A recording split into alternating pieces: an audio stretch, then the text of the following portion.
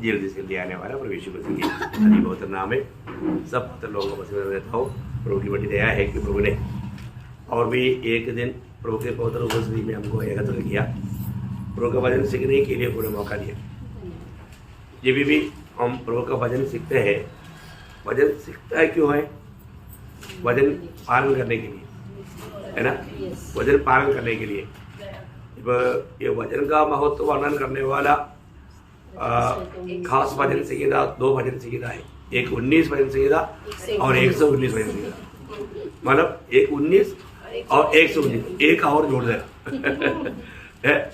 तो इसमें मतलब जब 19 वचन संहिता 7 से 11 तक वचन में वचन पालन करने का 16 लाभ दिया। कितना? 16 लाभ। तो मतलब उसका सिर्फ उसका मतलब 7 से 11 तक वजन में, तो अभी नहीं, अभी पूरा नहीं पढ़ना, टाइम नहीं, तो उसका सिर्फ 11 वजन पढ़ना। उन्हीं से तेरा दास चिताया जाता है, उनके पालन करने से बड़ा भी प्रतिफल मिलता है। बोलने के मतलब वचन पालन करने से बड़ा प्रतिफल मिलता है। पहले समझिए, वचन पालन करने से बड़ा प्रतिफल मिलता है। वचन क्यों दिया? पालन करने के लिए। वचन पालन करने से बड़ा प्रतिफल मिलता है ना? बाकी आप लोग बाद में देख लेना, कई बार बताया वो बात है, मैंने उसको दोहराना नहीं चाहता। लेकिन विषय क्या है कि हमारे जीवन में आज हम प्रभु के उपस्थिति में आता है, वचन सुनते हैं, लेकिन कहाँ तक हम उसको मानते हैं? वचन मानने वालों को बड़ा प्रतिफल है, बड़ा प्रतिफल मिलेगा। आप देखिए, वचन मानने वालों को बड़ा प्रतिफल मिलेगा। तो आज भी हमें ये बात को जानना है। आज लोग वचन सुनता है, वचन सुनने के लिए आता है ना? लेकिन कैसा है उनका मतलब वचन के प्रति उनका अवस्था क्या है? जैसा मतलब हेस्केल नबी की किताब उसका 33 अध्याय है, उसका 31 32 वचन, वे प्रजा के समान तेरे पास आते और मेरी प्रजा बनकर तेरे सामने बैठकर तेरे वचन सुनते हैं, परंतु वे उन पर चलते नहीं। देखा, सुनता है और सिर हिला करके सुनता है, बोलता है हमको सब आता है और बहुत अच्छा बने है, सिर हिला करके सुनता है, हमको सब आ गया, लेकिन मानते देखा, सुनते हैं पर तो मानते नहीं, है ना? तो वही बात तकरीबन एशिया ने भी कहा। एशिया उसका 29 अध्याय का 13 वचन, ओ प्रभु यीशु, प्रभु ने कहा, ये लोग जो मुंह से मेरा आदर करते हुए समीप आते परंतु अपना मन मुझसे दूर रखते हैं। ये क्या बात है? मन भी लाकर आना चाहिए ना। आज कितने लोग मन लाया? साथ में बहुत अच्छी बात है। तो अभी बात क्या है कि ये हारने वाला ये वजनों को अपना मन में रखना है, उसको मनन करना है, उसका पूरा लाभ उड़ाना है। अगर आप ऐसे नहीं करेगा, प्रभु को बहुत दुख है ना? प्रभु आज जो बात करेगा अपने वचन की द्वारा बात करेगा। जब वचन से बात करता है तो वचन सुनने वाला व्यक्ति वो बात को अमल करना चाहिए, है ना? वचन नहीं मानेगा तो प्रभु का दिल को बहुत दुख है। आपको मालूम है, पर हर एक उदार पाए हुए लोग सही में जो उदार पाया करके कहता है उसका उदार नहीं हुआ। इसलिए मतलब दूसरा पत्रोस 1 अध्याय है, उसका 10-11 वचन बहुत सावधानी से समझना है भाइयों। अपने बुलाए जाने और चुन लिए जाने का सिद्ध करने का भली भांति यत्न करते जाओ। थोड़ा रुकना, अभी देखिए, मतलब आपको बुलाया है कि नहीं, प्रभु ने आपको चुना है कि नहीं, ये बात को मालूम करो है, क्योंकि आपको ये जानना चाहिए प्रभु ने आपको बुलाया क्या, प्रभु ने आपको चुना है क्या। और आप बताओ, अभी मतलब अभी जो बोलता है मुझे प्रभु ने चुना है, प्रभु ने मुझको बुलाया, फिर आप बोलो ना किसने बुलाया है? तो जानना चाहिए ना। आप बोलता है प्रभु ने मुझको चुना, मुझको बुलाया, आप मुझे बताओ आपको किसने बुलाया है? किसने चुना? अरे इतना तो जानना चाहिए ना। अरे आप पूछो लोगों को कि आपको किसने बुलाया, किसने चुना, उत्तर नहीं। अरे वचन में वहां पर लिखा ना, पहला पत्रोस 2 अध्याय का 9 वचन, पहला पत्रोस 2 अध्याय का 9 वचन, आपको किसने बुलाया? राजपदधारी याजकों का समाज, इसलिए बुलाया, अंधकार से अद्भुत ज्योति में लाया हुआ वो प्रभु का गुण प्रकट करो। उतना पढ़ना काफी हो गया, उसके लिए उत्तर क्या बोलता? आपकी समझ में आ रहा है ना? हाँ, किस लिए बुलाया आपको? हाँ, प्रभु का गुण प्रकट करने के लिए आपको प्रभु ने। आप अंधकार में पड़े थे, हम लोग कहाँ पड़े थे? अंधकार में। आपके अंधकार में पड़े थे, एक प्रकार हम अंधकार हो गया। ऐसे अवस्था से प्रभु ने हमें अद्भुत ज्योति में लाया, सादा ज्योति नहीं, अद्भुत ज्योति। हमारा प्रभु अगम्य ज्योति में रहता है, ऐसा उस महान ज्योति में लाया। ओ, मैं सोचता हूँ प्रभु का लोगों को इतना भी नहीं मालूम है, फिर कैसा काम होगा? जानना चाहिए ना प्रिय। हमको प्रभु ने किसने बुलाया? हमको मालूम है, पिता ने मतलब अपने पुत्र को एक मिशनरी होकर भेजा। क्या होकर भेजा? मिशनरी, स्वर्ग से आया हुआ मिशनरी। यीशु मसीह कौन है? स्वर्ग से आया हुआ मिशनरी है। एक मिशन दिया, एक नियुक्ति दिया, एक काम दिया है, और वो बिल्कुल भेजने वाले की इच्छा के अनुसार किया, उसके लिए दाम भी दिया। फिर हमें भी प्रभु ने मिशनरी बनाया ना, हम लोग सब मिशनरी है ना, इधर बैठा हुआ सब लोग एक एक मिशनरी है। मिशनरी का समझता ना है? एक मिशन दिया ना प्रभु ने, सबको दिया है, लेकिन लोगों को मालूम नहीं है। अपने को जानना चाहिए प्रभु ने मुझको किस लिए, किस बात के लिए नियुक्त किया। वो काम जब हम करके जब वहां पर पहुंचेगा, जो विश्वासियों को निभाएगा, उस समय में क्या होगा? बड़ा आदर के साथ प्रवेश होगा। बड़ा आदर के साथ बोलेगा तो वो स्वर्ग का भाषा में आपको क्या बताऊं, है ना? अरे तो आप वो काम नहीं निभाया, फिर कैसे आदर के साथ प्रवेश करेगा? होगा? नहीं। भले और विश्वासियों के कहने के लिए हम लोग नायक बनना चाहिए। अभी स्तेफानोस आ रहे, यीशु मसीह खड़ा हो गया, आदर के साथ अपने दास को आदर के साथ स्वागत किया। ऐसा हमारा स्वागत होंगे क्या? यीशु मसीह की उस मिशन को जो दिया हुआ, उस नियुक्ति को हमने पूरा किया क्या? ऐसा नहीं है। आदर के साथ स्वागत नहीं होगा। तो हम क्या चाहता है इस छोटा सा जीवन में? हम अपने आप को क्रिस्ती गाते हुए, एक विश्वासी गाते हुए, और हमने प्रभु ने दिया हुआ वो काम को नहीं किया, तो क्या फायदा? आपने ये दुनिया में कुछ भी किया, उसका कोई फायदा नहीं। हमारा आदर कब है? जब प्रभु ने दिया हुआ काम विश्वास योग्य होकर के निभाया हो। वो बहुत बड़ी बात है ना?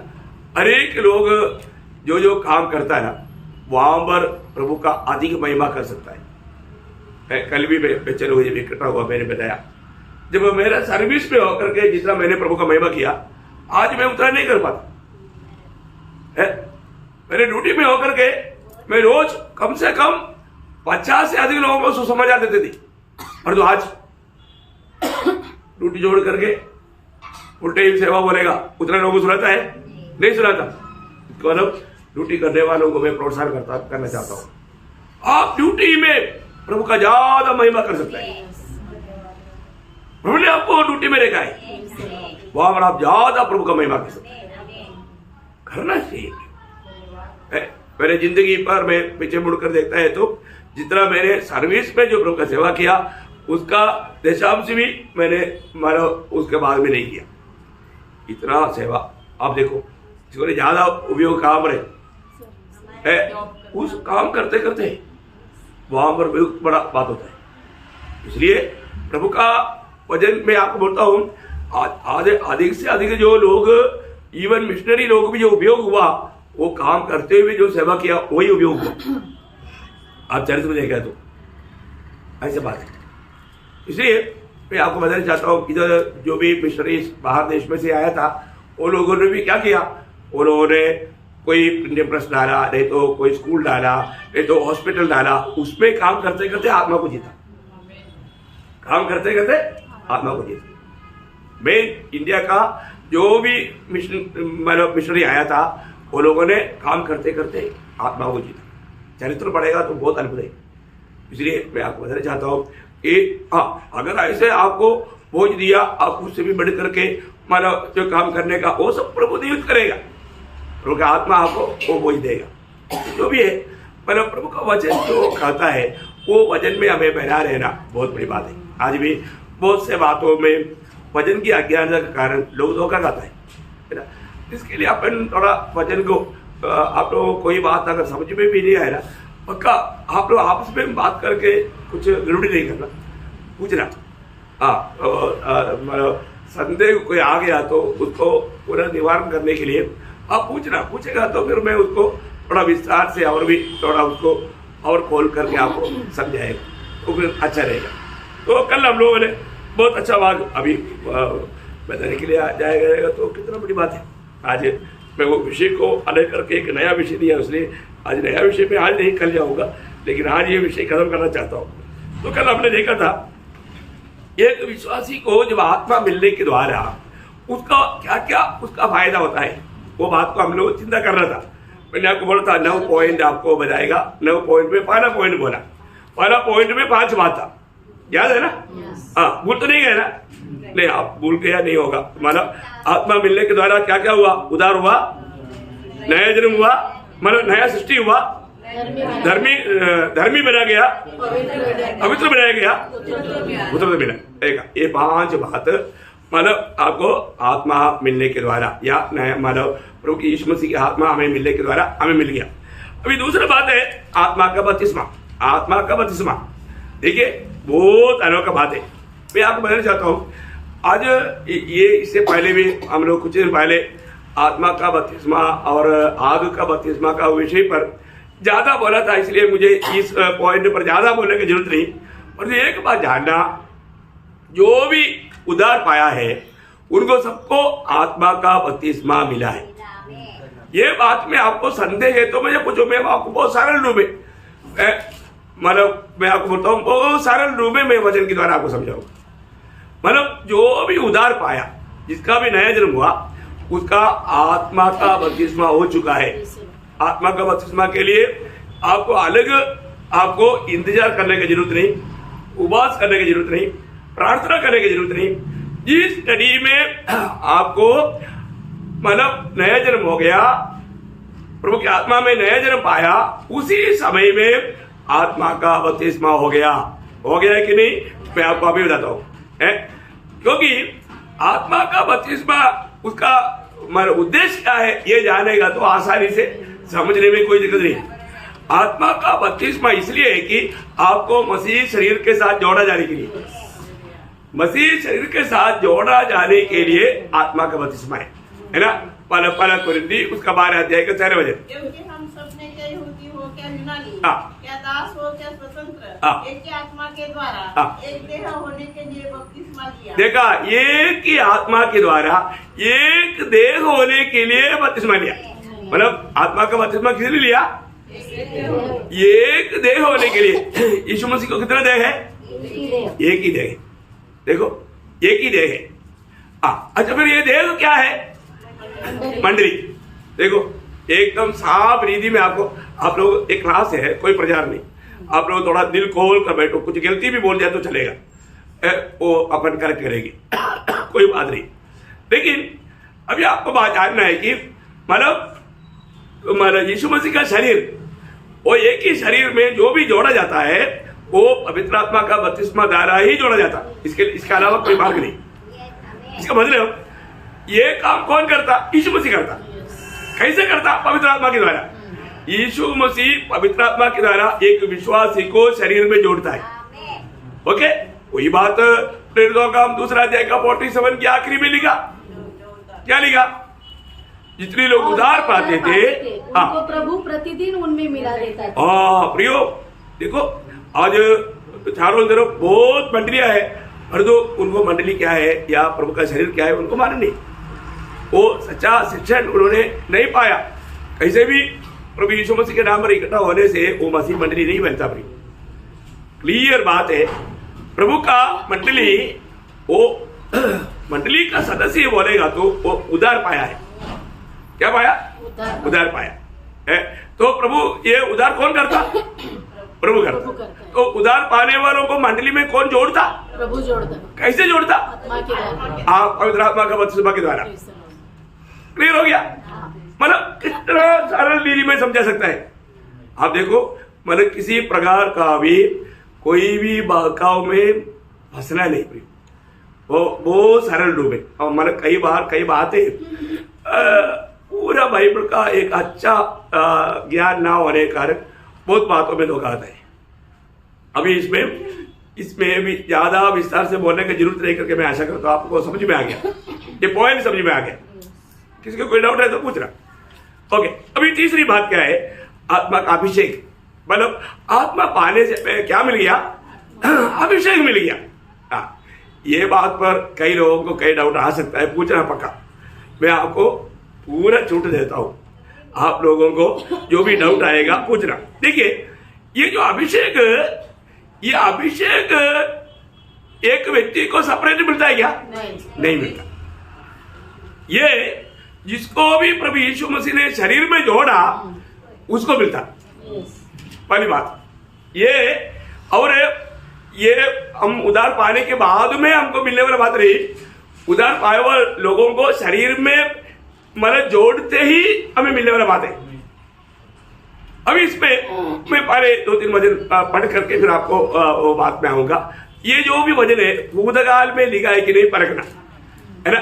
2 कोरिन्थी 12 अध्याय उसका 21 वचन। और जो हमें तुम्हारे साथ मसीह में दृढ़ करता है, और जिसने हमारा अभिषेक किया मतलब भूतकाल में है या वर्तमान काल में है, भविष्यकाल में है?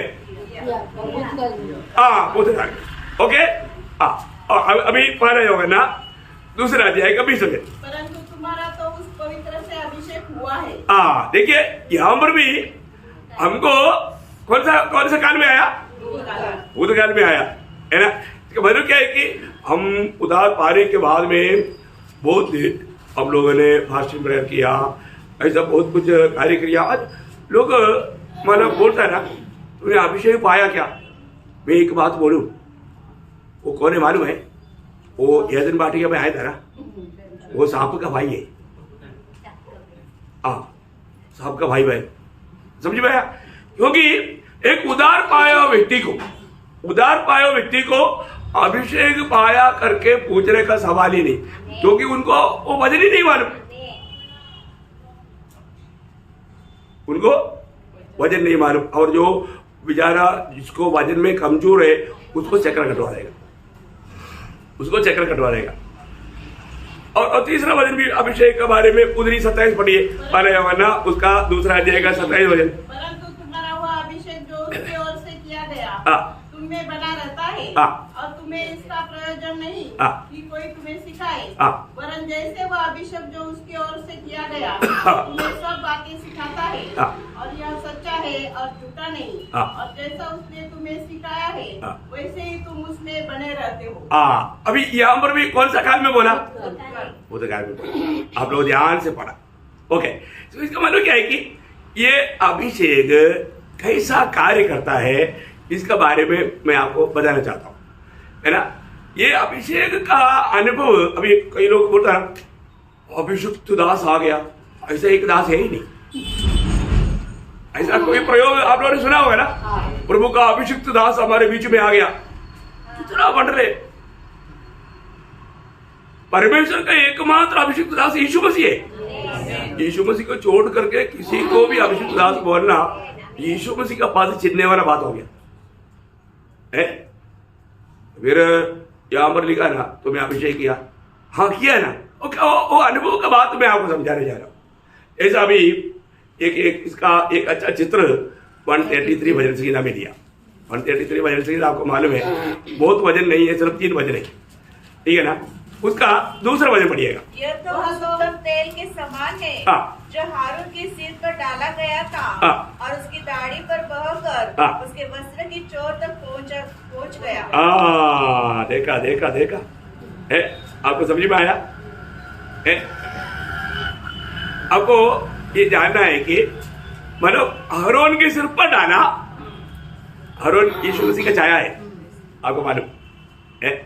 सिर पर डाला हुआ वो तेल क्या हुआ? वो ऐसा दाढ़ी से पांव तक बहा, तो शरीर में पूरा अवयवों को मिला, शरीर का अवयवों को सबको अभिषेक मिल गया। क्योंकि वो कहां से है? सिर से बहता है। आपको मालूम है पुराने नियम में 3 प्रकार का लोगों को अभिषेक किया जाता था। अरे आपको लोगों को मालूम है। ये इधर नया लोगों के लिए थोड़ा सा बोल देता हूँ, है ना। पहले राजा के लिए, है ना, राजा के लिए अभिषेक करता था तो 1 शमूएल 15 अध्याय का 1 वचन, और दूसरी राजा 9 अध्याय का 6 वचन, एक वचन पढ़ सकता है। शमूएल ने शाऊल से कहा, यहोवा ने अपनी प्रजा इस्राएल पर राज्य करने के लिए तेरा अभिषेक करने को मुझे भेजा था। मतलब राजा होने के लिए अभिषेक करने के लिए भेजा। राजा के लिए अभिषेक है। एक पुराने नियम में राजा प्रभु का अभिषिक्त दास होना जरूरी बात था, क्योंकि उसमें प्रभु का आत्मा का काम होना चाहिए। अभिषेक किया हुआ व्यक्ति में प्रभु का आत्मा रहता है, ये उसका एक चिन्ह था, है ना। दूसरा हम देखते हैं कि याचक लोगों के लिए, है ना, जब निर्गमन का किताब उसका 30 अध्याय का 30 वचन, निर्गमन 30 का 30। फिर हारून का उसके पुत्रों के साथ अभिषेक करना। अभी हारून आपको मालूम है महायाजक है, उसको क्या करना? अभिषेक करना। देखिए बहुत बड़ी बात है। मतलब ये किस सेवा के लिए अभिषेक है? याचक। पहले हमने जो देखा राजा, अभी राजा के लिए अभिषेक किया जाता था, याजक के लिए अभिषेक किया जाता था, और एक तीसरा एक अभिषेक है भविष्यवक्ता के लिए, है ना। एक वचन पढ़ेंगे, 1 राजा उसका 19 अध्याय का 16 वचन, 1 राजा 19 का 16। और इस्राएल का राजा होने को निमशी के पोते यहू का और अपने स्थान पर नबी होने के लिए आबेल माहौल के शापात के पुत्र एलीशा का अभिषेक करना। देखा मतलब दोनों उधरी है। मतलब यहाँ पर भविष्यवक्ता के लिए अभिषेक होता। तो नया नियम का अनेक पवित्र लोग कौन है? राजा, याजक और भविष्यवक्ता। देखा, वाह। अब देखो पुराना नियम में मतलब राजा कभी भी याजक नहीं बन सकता, नहीं समझा? वो भविष्यवक्ता नहीं बन सकता, उसको राजा का ड्यूटी है। तो राजा ने याजक का काम करने के लिए गया था, कौन याद है? उजिया। तो क्या हो गया? कोड़ आया। देखा, क्योंकि वो उसके लिए नियुक्ति का बात नहीं था। इसका मतलब क्या है कि जिसको अभिषेक जिस बात के लिए किया उसमें सीमित है। और जो नया नियम का मंडलिक हो रहे मालूम है, अभी आप देखो उनको कम से कम 5 पदवी है। कितने पदवी? 5 पदवी। देखो एक नया नियम का मंडली का हर एक सदस्यों को कम से कम 5 पदवी। और अभी हमने पढ़ा था जो 1 पत्रोस 2 अध्याय का 9 वचन में। देखा, चुना हुआ वंश है, राजा भी है और याजक भी है, पवित्र लोग और परमेश्वर का नीच प्रजा। देखा है, बोलने का अर्थ क्या है? नया नियम का मंडली का सभी लोग राजा भी है, याजक भी है, भविष्यवक्ता भी है। देखो नए नियम का सबका अभी याजक का काम क्या है? लोगों की तरफ से परमेश्वर का। बोलो कोई भी बोलो। मनुष्य की ओर से परमेश्वर। मतलब मनुष्य के लिए परमेश्वर से विनती करना, मनुष्य के लिए परमेश्वर से विनती करना। तो फिर भविष्यवक्ता का काम परमेश्वर से प्राप्त करके मनुष्य को। वेरी गुड, परमेश्वर से प्राप्त करके मनुष्य को देना। देखा, बहुत बड़ी बात है। ये सारा ड्यूटी किसको दिया है? हमें दिया है। अभी हम राजा है और अभी नहीं, भविष्य में सदा का राजा है, सदा का राजा है। पर तो अभी हमारा ड्यूटी में ये 2 काम विश्वास योग्य होकर निभाना है। एक दूसरा मनुष्यों के लिए हम प्रभु से विनती करना, मध्यस्थी करना, और प्रभु से वचन पा करके लोगों को देना। ये दोनों काम अभी हमें करना है। इसमें हमें विश्वास योग्य है तो राजा बनने के लिए भी योग्य बनेगा। और इस पे आपको मालूम है कष्ट बहुत आता। प्रभु का दास बोल के जीवन बिताने के लिए कई लोग आदर सम्मान चाहता है, ऐसा है क्या? नहीं नहीं नहीं, एक तो प्रभु का दास बन करके जीवन बिताना बोलेगा तो प्रियो, कांटों की राहों पर चलने वाला एक गीत हम गाता है ना, है अपने को मसीह कहता है तो उसको कांटों वाली राहों में चलना है ना। मतलब एक दो अनुभव, मतलब प्रेरित पौलुस का यहाँ पर मैं आपको बोलता हूँ, जब वो दूसरा कोरिन्थी 4 अध्याय उसका 8 से 12, हम चारों ओर से क्लेश तो भोगते हैं। देखा कितना चारों से? चारों ओर से। देखो प्रभु का दास कोई गुनाह किया क्या? नहीं, प्रभु का सेवा किया, प्रभु का सेवा किया तो क्या होता? चारों तरफ से क्लेश होता है। हाँ, पर संकट में नहीं पड़ते। हाँ, यही तो बात है, संकट में नहीं पड़ता, क्लेश बोल करके चुपचाप नहीं रहता। आगे निरुपाय तो है पर निराश नहीं होते, सताए तो जाते हैं पर त्यागे नहीं जाते, गिराए तो जाते हैं पर नष्ट नहीं होते। हम यीशु की मृत्यु को अपनी देह में हर समय लिए फिरते हैं कि यीशु का जीवन भी हमारी देह में प्रकट हो। ऐसा ऐसा क्यों है प्रियो? प्रेरित पौलुस का और एक बात, उसका 6 अध्याय उसका 9-10 वचन, अनजानों के सदृश है तो भी प्रसिद्ध है, मरते हुओं के समान है और देखो जीवित है, मार खाने वालों के सदृश है परंतु प्राण से मारे नहीं जाते, शोक करने वालों के समान है परंतु सर्वदा आनंद करते हैं। प्रेज़ द लॉर्ड, क्या बात है! शोक करने वालों के समान है पर तुम्हारा मोरल देखो, निराशा दिखता नहीं नहीं नहीं नहीं दिखता। क्यों?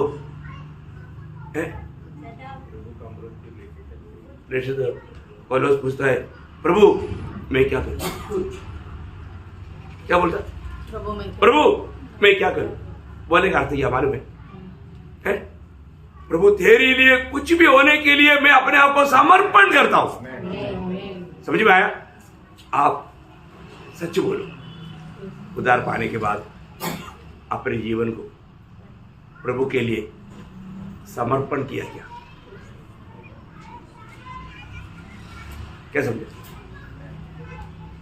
सवाल समझ में आया? जब तक आप सचमुच में समर्पण नहीं करेगा, आप उधार पाया जैसा वो 10 घोड़ी में 9 घोड़ी चंगा पाकर चला गया, ऐसा बात हो गया। क्या हो गया? प्रभु का महिमा दिया, एक शमरी ने महिमा दिया, एक शमरी ने महिमा दिया।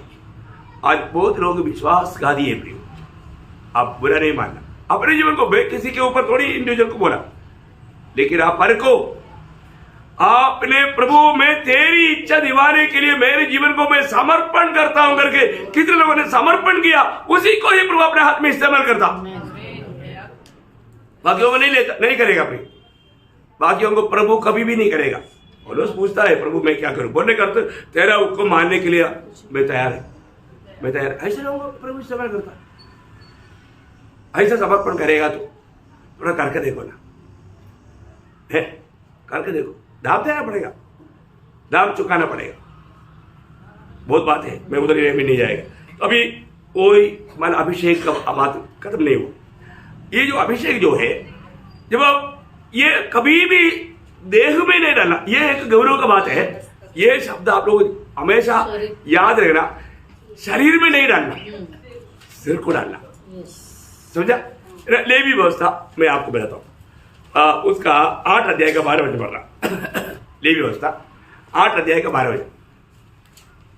और उसने अभिषेक के तेल में से कुछ हारून के सिर पर डालकर, कहाँ डालना? सिर पर डालना। अच्छा, अभी ये एक शक्ति चेतावनी, ध्यान से सुनना। निर्गमन का किताब उसका 30 अध्याय का 31-32 वचन। निर्गमन एक्सोडस चैप्टर 30 वर्स 31-32। और इस्राएलियों को मेरी यह आज्ञा सुनाना, यह तेल तुम्हारी पीढ़ी पीढ़ी में मेरे लिए पवित्र अभिषेक का तेल होगा, यह किसी मनुष्य की देह पर न डाला जाए। देखा, ये मनुष्य के देह पर न डाला जाए, नहीं डाला जाएगा। फिर कहाँ डालना? सिर पर। कहाँ डालना? सिर पर। सिर पर। तो मंडली का सिर कौन है? प्रभु यीशु मसीह। देखो, बात क्लियर हो गया? क्या बोला? मेरे ऊपर आपके ऊपर डालेगा क्या? हम लोग कौन है? प्रभु का देह है, शरीर है। हमारे ऊपर नहीं डालता, सिर पर डालता। कितने लोगों को समझा? सरल बात है ना प्रियो। ये प्रभु का जो अभिषेक ये बिल्कुल यीशु मसीह के ऊपर है। वो मंडली का सिर है, सिर के ऊपर डालना, देह में नहीं। आज कई लोग तेल ला करके लोगों को सिर पर लगाता है, अभिषेक पाओ बोलकर। कितना बड़ा झूठ बात है। ऐसा अभिषेक होता है क्या? है ऐसा अभिषेक बाइबल में नहीं। पुराने नियम में, वो तो पुराने नियम का बात कब का खत्म हो गया। नया नियम में इस रीति में कभी भी कोई भी व्यक्ति को अभिषेक करने का व्यवस्था बाइबल में नहीं। फिर कहां से आया? प्रकाशित वाक्य 23 अध्याय में, प्रकाशित वाक्य 23 अध्याय का 8वां वचन।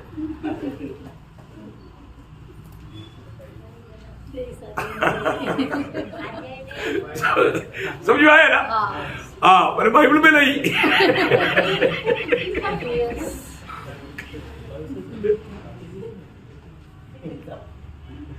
बात समझना प्रियो, बाइबल की बाहर से लाया वो बात तो मंडली को नहीं चाहिए।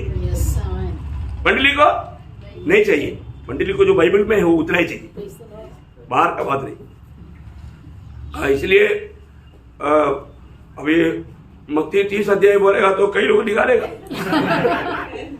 मत्ती 30 अध्याय है क्या? 28 अध्याय है। इसलिए 30 अध्याय निकालो बोलेगा तो आप लोग कोई निकाला नहीं। कई लोग मत्ती 30 अध्याय ढूंढ जाए, कुलपति से नहीं, प्रकाश वक्त ढूंढता है लेकिन नहीं मिलता, नहीं मिलेगा अपने, नहीं मिलेगा। ओके, तो इसका मतलब अभिषेक किसको है?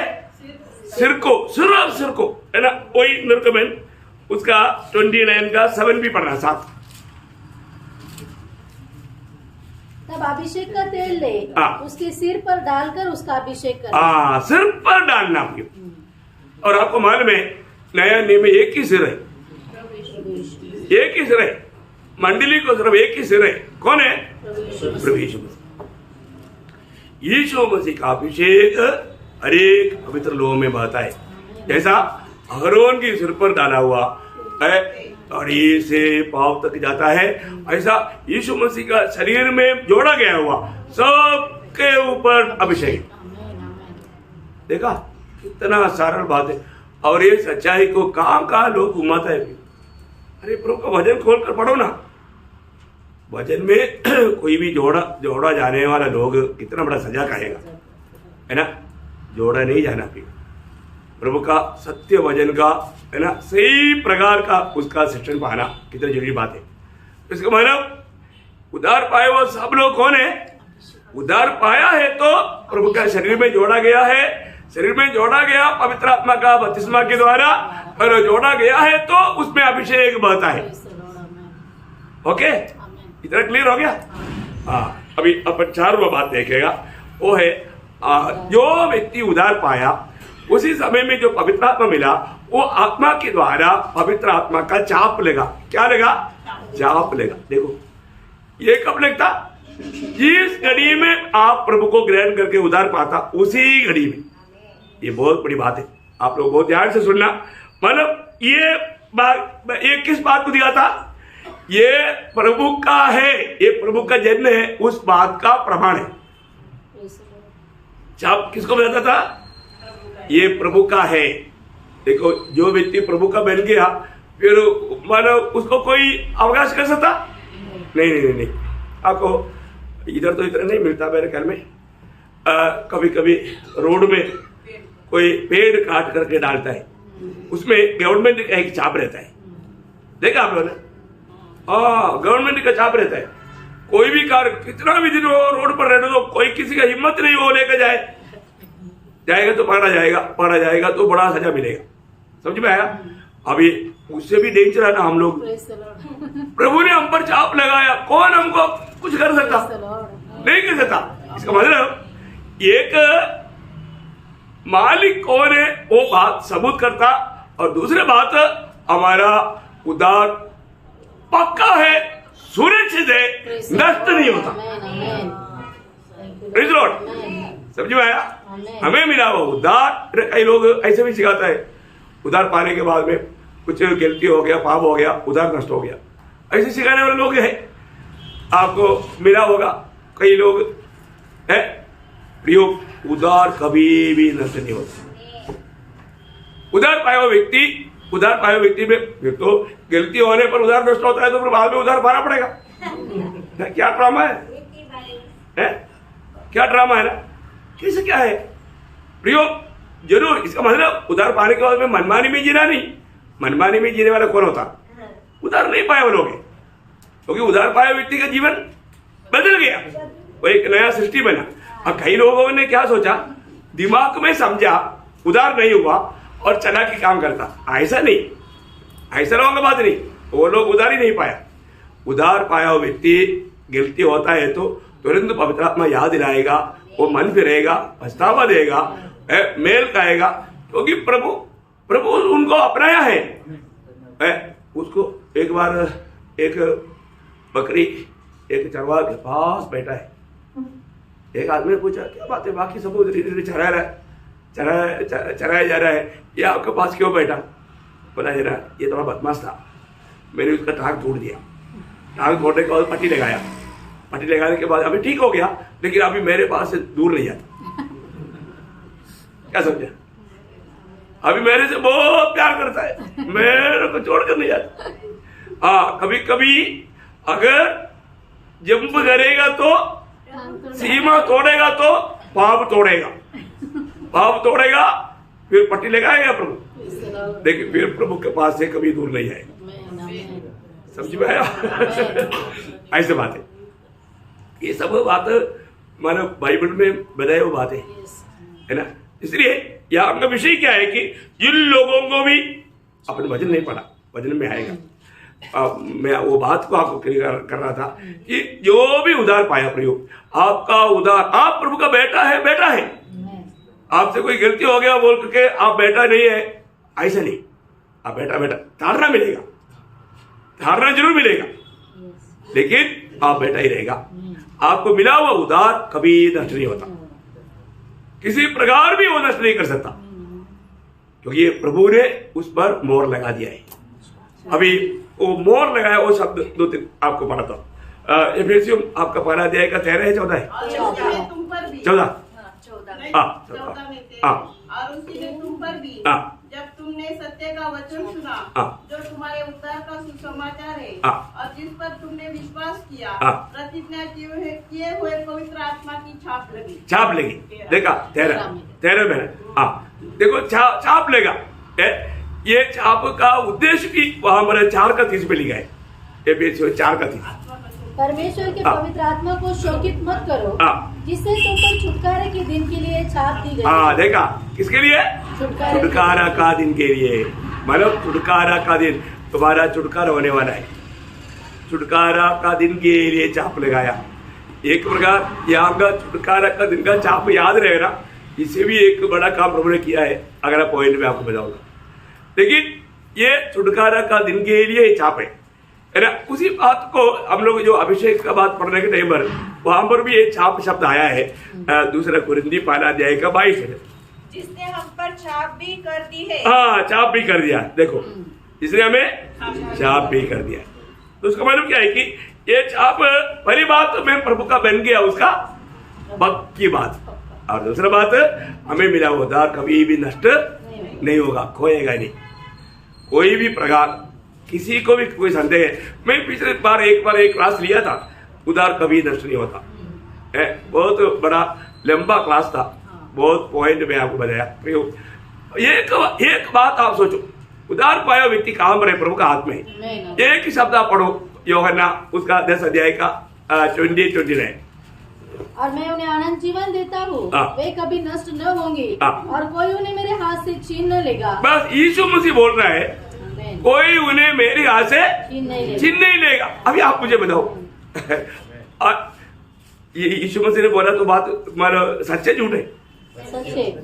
यीशु मसीह पक्का जो भी बोला सच्ची बात है ना भी, ये एक वचन भी बहुत है। और आगे, मेरा पिता जिसने उन्हें मुझको दिया है सबसे बड़ा है और कोई उन्हें पिता के हाथ से छीन नहीं सकता। देखा, इसका मतलब एक विश्वासी पिता का हाथ में है, साथ ही साथ पुत्र के हाथ में, क्योंकि मैं और पिता एक है।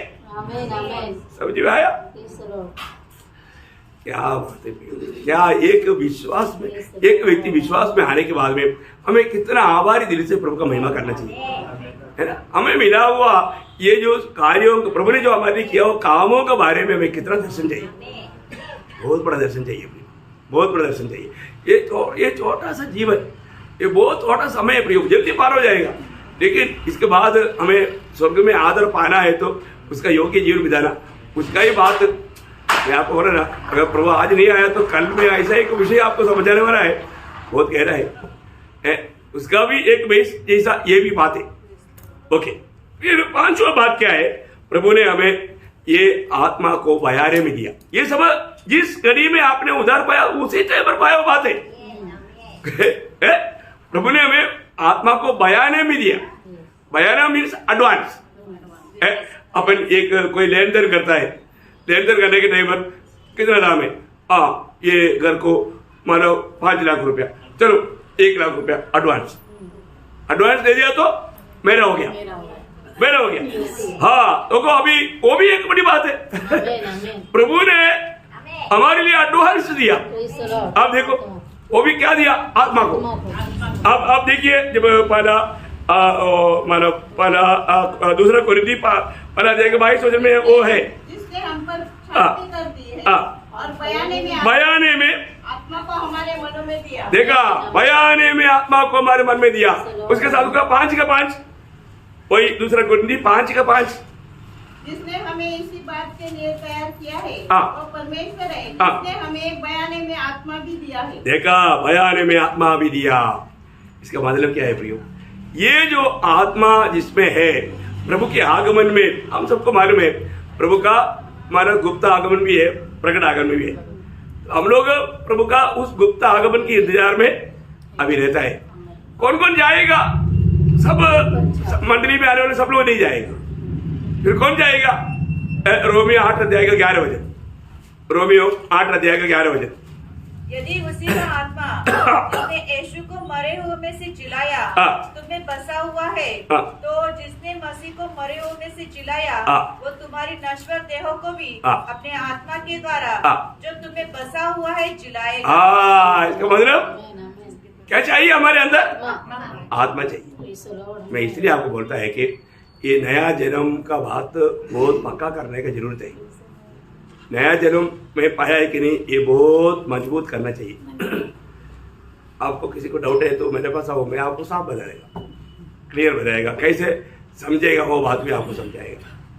बहुत इंपॉर्टेंट बात है प्रियो, है हमारा बुराहट को जानना, चुनौती को जानना। नहीं तो मैं पानी में डुबाता बोल करके अपने आयु बर्बाद करेगा, आखिर में प्रभु का आगमन में रह जाएगा, बाद में बहुत निंदा का बात होगा और बहुत बड़ा आनंद काल का नरक के आग में जा पड़ेगा। क्या फायदा? कपड़दार में जीवन बिताया। ओके, छठवीं बात, मतलब हमें जो आत्मा मिला है तो वो आत्मा पाया हुआ लोग आत्मा का अगुवाई में चलेगा। कैसे चलेगा? आत्मा का अगुवाई में, मतलब वो आत्मा हमें प्रभु ने देने के पीछे बड़ा उद्देश्य क्या है?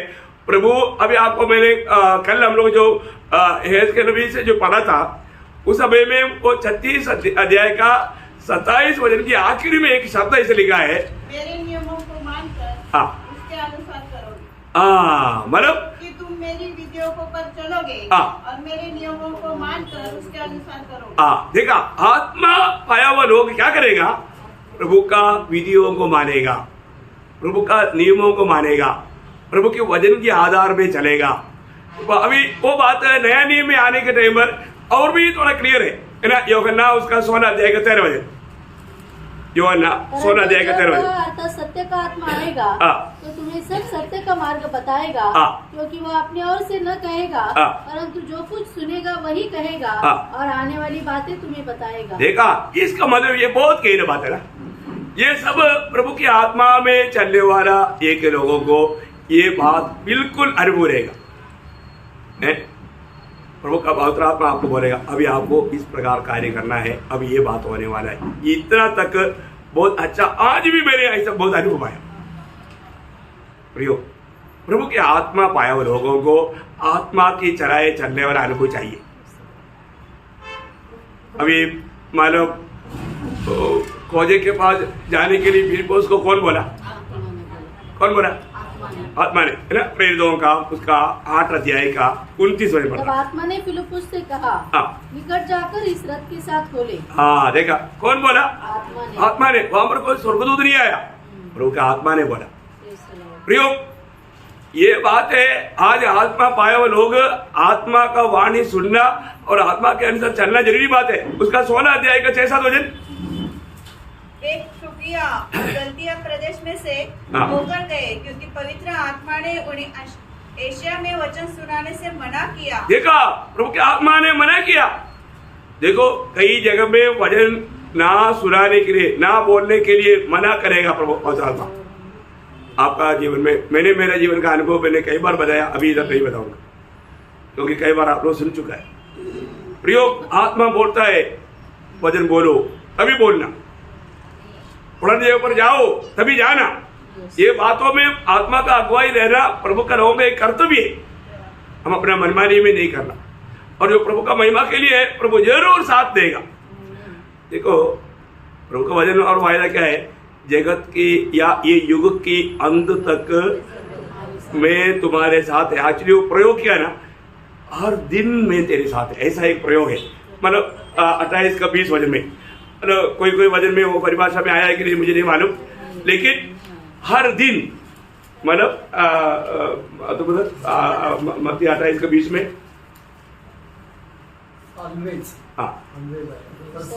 हर समय, हाँ देखा, हर समय, हर समय प्रभु हर समय हमारे साथ रहेगा बोला है।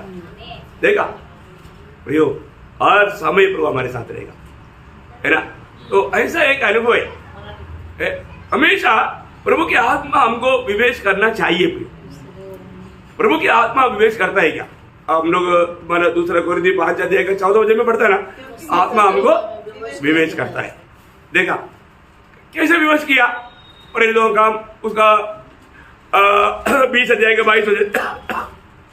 अब देखो, मैं आत्मा में बंधा हुआ यरूशलेम को जाता हूँ और नहीं जानता कि वहाँ मुझ पर क्या क्या बीतेगा। देखा, आत्मा में बांधा हुआ बोलेगा तो आत्मा में विवेश होकर के। प्रियो, एक मसीह जीवन एक सादा जीवन नहीं है प्रियो। आज हमारी तरफ चारों तरफ बहुत से मसीह लोग रहता है, पर उनका जीवन हमारे लिए आदर्श नहीं। प्रभु के वचन में बताया हुआ उस वचन के आधार में अगर हमारे जीवन नहीं है तो धोखा है प्रियो, धोखा है। अपने को परखना है प्रियो। अब ये आखिरी समय में, ये लेबोदिकिया पीरियड में बहुत लोग मतलब सच्चाई से वंचित हो जाएगा। ऐसे एक समय मैं आपको नम्र विनती करता हूँ, आप ये जो वचन सुन रहा है, ये सुनने के टाइम पर कम से कम अपने आप को परखो। ओके, अभी 7वीं बात है आत्मा का भरपूरी। देखो, ये आत्मा पाते ही मिलने वाला बात नहीं, ये आत्मा पाते ही मिलने वाला बात नहीं, ये हमें हर रोज पाने वाला बात है। हमें हमेशा आत्मा में भरना चाहिए। जैसे अभी कई लोग क्रोध में भर गया, क्रोध में भर गया तो क्या होता? अच्छा बात आएगा? अच्छा बात आएगा? नहीं, अच्छा बात नहीं आएगा, बहुत उल्टा उल्टा बात आएगा। क्रोध में भर गया है तो हमें आत्मा में भरना है। आत्मा में भर गया तो आत्मा हमको ले चलेगा, आत्मा का ही बात कहेगा या प्रभु का बात कहेगा, स्वर्ग का बात कहेगा। ये एक अनोखा बात है हमारे जीवन में। हमें रोज, अभी कई लोग क्या होता, कई लोगों ने ये जो आत्मा में भरने का अर्थ को आत्मा का बपतिस्मा समझा। ये एक बड़ा मिस्टेक है मतलब विश्वासी लोगों का बीच में हुआ है। आत्मा का बपतिस्मा एक ही बार है, वो प्रभु का शरीर में जोड़ा जाने के लिए, बार बार नहीं। और जो आत्मा का भरपूरी रोज है, आत्मा का भरपूरी रोज है। बात आप लोगों को समझ में आ रहा है करके मुझे लगता है, क्योंकि ये सब कई पहले भी बताए वो बात है। मतलब कुछ लोगों के लिए रिविजन है, नए लोगों के लिए नई बात है। तो ये आत्मा का भरपूर ही हमें रोज पाना है। कल मैं आत्मा में भरा था बोल करके आज वो नहीं चलेगा। आज वापस हमें आत्मा में भरना है रोज। अब ये आत्मा में भरने का अर्थ क्या है, एक प्रकार बोलेगा तो हमारे समर्पण के ऊपर है। क्या है? हम अपना समर्पण प्रभु में संपूर्ण रीति में मैं अपने आप को आपका पवित्र हाथ में समर्पण करता हूँ। आप देखना आप एकदम आत्मा में भर जाएगा। उसके लिए बहुत ज्यादा देर नहीं लगता प्रिय। बहुत लोग माना ऐसा कुछ गलत रीति में सोचता है। आपके समर्पण के ऊपर आपका भरपूर है। पूर्ण रूप में अगर आपने समर्पण किया तो पूर्ण रूप में आप आत्मा में भर जाएगा। आप एक समर्पण के साथ 2 शब्द में छोटा प्रार्थना करो। जैसे अभी हम बाइबल में देखता है जब प्रेरितों का उसका 4 अध्याय का 8 से 10 प्रेरितों तो पतरस ने पवित्र आत्मा से परिपूर्ण होकर उनसे कहा, हे लोगों की सरदारों और पुरनियों। देखिए अभी वहां पर आपको मालूम है प्रतिकूल अवस्था में खड़ा है। उस समय में वो दिल प्रभु की ओर देखा, वो आत्मा में भर गया। प्रभु का हाथ में सोमने के समय में कहीं भी खड़ा है वहां पर आप आत्मा में भर जाएगा। आत्मा में भर करके पतरस उनके साथ कैसा हिम्मत के साथ बात किया। आप देखो प्रियो, उसमें आत्मा का भरपूरता चाहिए। कई लोगों को मंडली में तक खड़ा होकर के एक गवाही देने के लिए नहीं होता। क्यों नहीं होता? क्योंकि वो आत्मा में भरा हुआ नहीं। मंडली में भी खड़ा होकर गवाही देने के लिए क्या चाहिए? आत्मा का परिपूर्णता चाहिए भी, है ना। जो जब भी अपन प्रभु का संदेश देता है तो हमें आत्मा में भर करके देना चाहिए। आत्मा में भरने का ज्यादा चिल्लाना ऐसे नहीं, चिल्ला करके बोल दिया तो आत्मा का भरपूर है क्या? नहीं, कई लोग ऐसे भी समझते हैं। बहुत ज्यादा जोर दे दिया तो आत्मा में भर गया, ऐसे क्या? नहीं, बहुत बड़ी बात है, हमें वो बात को जानना चाहिए, है ना। बहुत बार हम उसका ये समझ पड़ता 4 अध्याय का 31 जब वे प्रार्थना कर चुके तो वह स्थान जहाँ वे इकट्ठे थे हिल गया और वे सब पवित्र आत्मा से परिपूर्ण हो गए। देखा, सब लोग वहां पर पवित्र आत्मा से परिपूर्ण हो गया, है ना। प्रतिकूल के बीच में स्तेफानोस आत्मा में भर गया। प्रयोग हमारे जीवन में कोई भी अवस्था में हमें आत्मा में भर करके उन बातों को सामना करना है। आत्मा में भरने वाला अनुभव बार बार हमें लेना। शायद एक दिन में कई बार हमें आत्मा में भरने की जरूरत पड़ेगा, क्योंकि प्रतिकूल को सामना करने के लिए हमें आत्मा में भरना चाहिए, नहीं तो वहां पर गलती हो सकता है। ओके, अभी 8वां बात जिसको भी आत्मा मिला है, आत्मा के द्वारा प्रभु ने आपको वरदान दिया है। क्या दिया? वरदान, है ना। आत्मा पाया हुआ सबको वरदान भी दिया है। तो ये वरदान किस लिए है?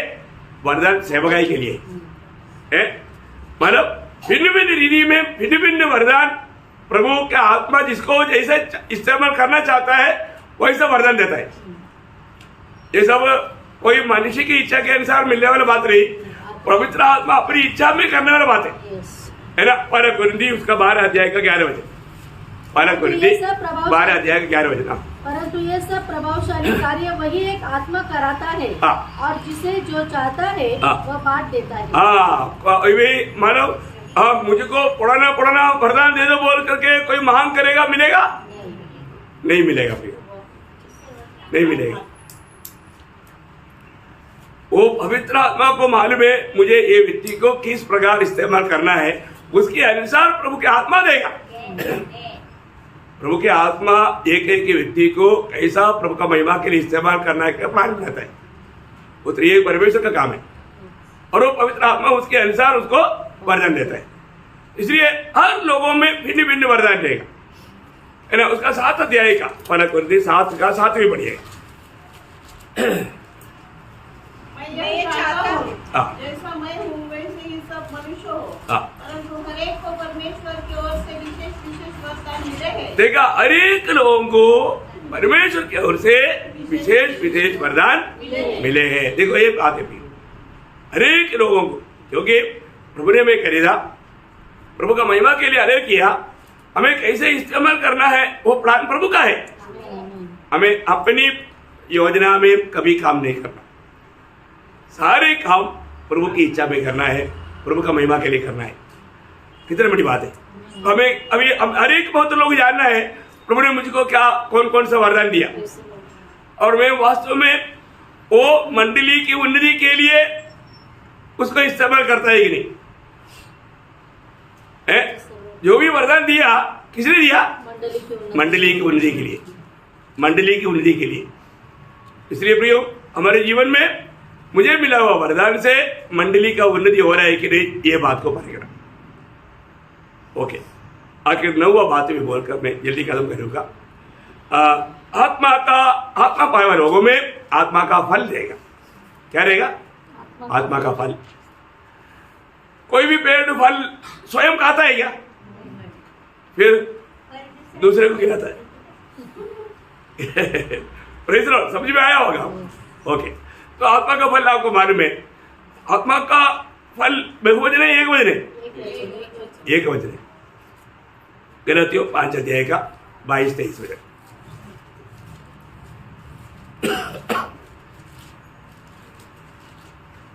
पर आत्मा का फल प्रेम, आनंद, शांति, धीरज, कृपा, भलाई, विश्वास, नम्रता और संयम है। ऐसे कामों के विरोध में कोई भी व्यवस्था नहीं। देखिए, बहुत बड़ी बात है। आत्मा का फल प्रेम है। वो प्रेम के अंदर भाग की 8 बात है। आत्मा की फलों नहीं, आत्मा की फल नहीं। बहुत बड़ी बात। अपने जीवन में मानव आत्मा पाए हुए लोगों में हमेशा आत्मा का फल में आनंद रहेगा, शांति रहेगा, है ना। उसमें बताया हुआ हर एक गुण वो व्यक्ति में रहेगा। आज प्रभु की आत्मा मुझ में है तो आत्मा का फल भी दिखाई दे रहा चाहिए। बहुत आनंद का बात है। हर एक पवित्र लोग पार करना चाहिए। मैं हमेशा प्रभु में आनंद रह पाता है क्या? है? प्रभु का दिया हुआ शांति मुझ में है कि नहीं? जरूर हमें प्रतिकूल है, कष्ट है, तकलीफ है, लेकिन प्रभु का दिया हुआ शांति है, प्रभु का दिया हुआ आनंद है। बहुत बड़ी बात है। तो प्रभु का मानव महिमा हो किसी बात में 9 बात मैंने बताया। आप लोगों को किसी प्रकार का भी कोई डाउट है, जरूर थोड़ा समय निकाल कर एक ही थोड़ा पगले आओ, नहीं तो घर में आओ। आप लोग उन बातों में, क्योंकि ऐसे बातों पर आ रहा है आजकल बहुत गपड़ा गलत उपदेश वाला होता है। अगर आप लोगों में किसी को कोई ऐसा कोई डाउट वाला है तो पक्का पूछना। मुझे बहुत आनंद है। मैं चाहता हूं कि आप लोग ऐसे कोई सवाल करें ताकि हमें उसके बारे में और भी बड़ा डिटेल से और भी स्टडी कर सके। तो प्रभु आप सबको ये वचनों के द्वारा बहुत आशीष दे। प्रभु को महिमा मिले। आमीन।